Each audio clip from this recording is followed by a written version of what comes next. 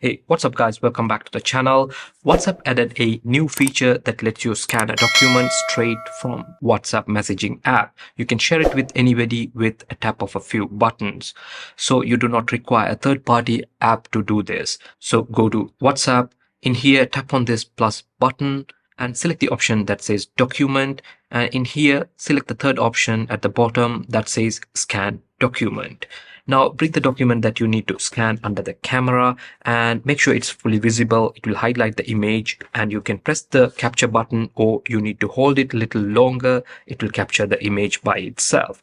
You can scan multiple images in one go, and if you don't like anything, just tap here and delete off the one that you don't like. So let's say if you don't like this, just delete here and the other two images will remain. So once everything is done and if you are happy with this, just tap done and tap the option save, and it will generate a PDF document that you can share in the chat. So just share and it will be shared as a PDF document just like this.